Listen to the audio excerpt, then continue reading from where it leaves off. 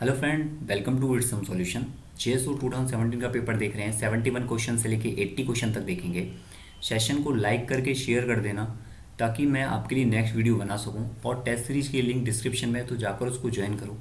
Question number 71 देखते हैं। The smaller the alpha, alpha क्या है? एरर मार्जिन होता है। तो ये आपका जितना कम होगा, ठीक है, जैसे हम डायग्राम से समझते हैं। जैसे ये आपका क्या है, ये आपका एक डायग्राम है, और इसमें क्या है, अल्फ़ा जो है आपका ये वाला।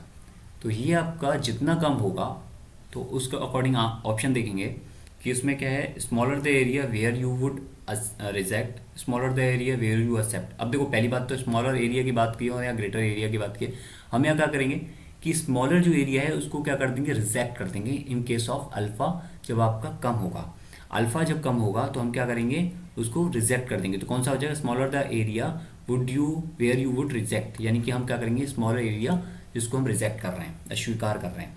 ठीक है।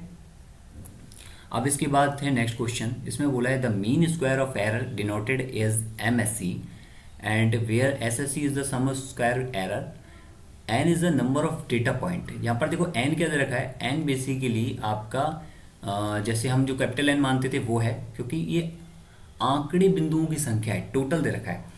And M is the number of sample, तो हम जो के मानते थे सैंपल साइज, सैंपल, तो वो के कितना यहाँ पर एम दे रखा है।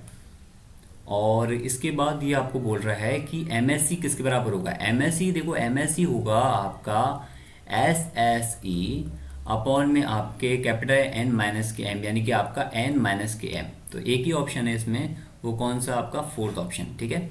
अगर ये आपसे एम एस बी पूछता तो एम एस बी कितना हो जाता, आपका एस एस बी अपॉन में आपके देखो के माइनस वन होता है तो एम माइनस वन।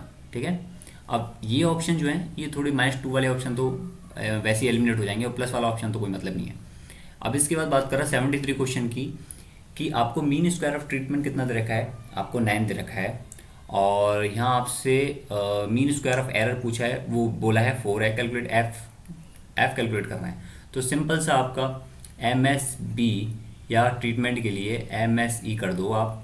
ठीक है। तो कितना हो गया आपका 9/4, तो ये कितना आ जाएगा आपका 2.25। क्लियर। अब इसके बाद नेक्स्ट क्वेश्चन पे चलते हैं।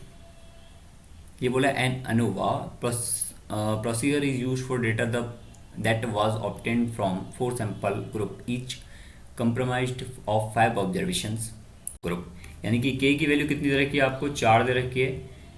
Each comprised of 5 observation, 5 observation है हर एक में। तो आपको एन की वैल्यू कितनी हो जाएगी, आपकी एन की वैल्यू हो गई आपकी यहाँ पर 5। Okay. The degree of freedom DF1 and DF2 for the critical value of F. तो आपको DF1 बताना है। अब पहली बात तो DF1 क्या हो जाएगा, K-1, यानी कि आपका 3। तो ये ऑप्शन और ये ऑप्शन तो आपका गया। अब DF2 क्या हो जाएगा, DF2 होगा n माइनस के, यानी कि आपका n कितना है, 5 × 4 यानी कि 20, माइनस के 4 यानी कि आपका कितना आ गया, 16 आ गया।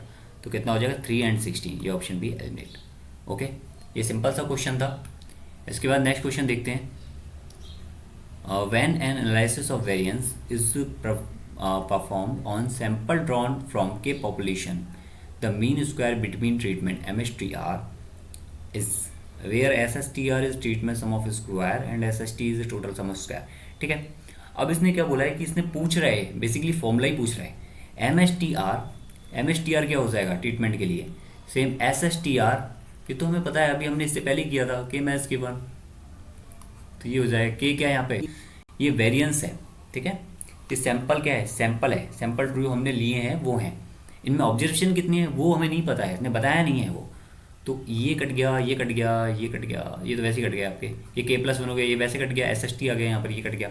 ठीक है। SST से क्या निकलेगा आपका MST। अब इसके बाद बात करते हैं नेक्स्ट में, convert the annual trend equation y = a + के bx इंटू मंथली ट्रेंड। देखो भाई सिंपल सा होता है, इसमें तो कुछ करना नहीं होता है आपको। ये क्या, सिंपल 12 का डिवाइड करना होता है, और जितनी x की टर्म होती है उससे एक ज़्यादा हो जाता है। यहाँ पर x की टर्म 0 थी तो 12 की पावर 1 हो गया, और यहाँ पर x की टर्म 1 है तो यहाँ पर 12 की पावर 2 हो जाएगा।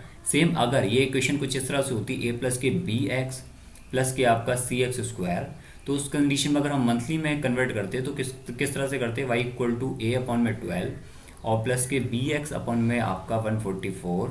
ठीक है। और प्लस के cx² अपॉन में 12 की पावर 3 यानी कि 728। ठीक है, तो ये आपका हो जाए। तो थोड़ा सा ये याद रखना कि ये किस तरह से हो रहा है। तो आपका ऑप्शन कौन सा हो गया, ये थर्ड वाला हो गया। इसमें है आपका what is the shape of second degree trend equation. तो आपको पता नहीं, देखो सेकंड डिग्री ट्रेंड इक्वेशन तो ये तो देखो सिंपल सा क्वेश्चन है और आपको इसमें कुछ करना नहीं है, बर्बल क्वेश्चन हैं। पैराबोलिक इसका आंसर होगा। ये फिक्स है भाई, इसमें कुछ नहीं कर सकते। ठीक है, what is the second what is the shape of second degree trend equation को इसको आप याद कर लेना, पैराबोलिक है, हालांकि ये रिपीट नहीं होगा। एंड इसके बाद नेक्स्ट क्वेश्चन पे चलते हैं। यदि if the sale y versus time x trend line with 2010 as origin, y equal to 16.25 or 1.25x, what will be the trend line with 2015 as origin। अब देखो 2015 की बात कर रहा है, यानी कि x के जो x जो है वो 2000 के लिए है, 10 के लिए। तो आपका जो 2015 के लिए x क्या हो जाएगा, वो आपका हो जाएगा x प्लस के 5। क्लियर है बात। तो यहाँ पर क्या करना है, x प्लस के 5 रखना। अब देखो बेसिकली बात ये, जब यहाँ पर x प्लस के 5 रखोगे तो x का मल्टीपल जो है वो तो सेम ही रहेगा। तो ये ऑप्शन तो आपका वैसे ही एलिमिनेट हो गया। अब बच गया आपके ये ऑप्शन और ये ऑप्शन। अब x प्लस के 5 होगा तो 16 में जुड़ेगा, ना कि 16 में से घटेगा। तो ये ऑप्शन भी आपका एलिमिनेट हो गया। केवल आप बिना कैलकुलेट किए इसको आंसर कर सकते थे। ठीक है, x की जगह क्या रखना था, यहाँ पर x प्लस के 5 रखना था। अगर ये बोल रहा है नेक्स्ट क्वेश्चन में 79 में कि if the sales y trend is captured by the equation y equal to 500 plus k 20 t minus k t square, then the maximum sale will be achieved when the time maximum sale आपकी कितनी, मतलब कि achieve, ये पूछ रहा है कितनी नहीं हो, कब हो, जब आपकी टी ये हो। ठीक है, कब होगी टी, किस टी पर होगी। तो देखो पहली बात तो ये है, आप टी रखकर y की वैल्यू निकाल सकते हो, जिसकी मैक्स वैल्यू होगी वही आपका क्या होगा, आंसर होगा। लेकिन एक इंपॉर्टेंट बात ये है कि आप ऐसा ना करके क्या कर दो, D Y by D T कर दो, और D Y by D T को 0 कर दो, और वो कितना हो गया आपका 20 माइनस के 2t, और यहाँ से t की वैल्यू निकाल लो एट 10 ईयर पर आपका क्या होगा, ये आपका मैक्स होगा। ठीक है, क्लियर। ये मैं ऑलरेडी आपको समझा दिया है पहले भी। ठीक है, अब इसमें नेक्स्ट क्वेश्चन देखेंगे। इसमें ये बोला हुआ है आपको y इक्वल टू, आपको ये दे रखा है, और 2010 के साथ एक उत्पादन में वृद्धि की प्रवृत्ति का प्रतिनिधित्व करता है।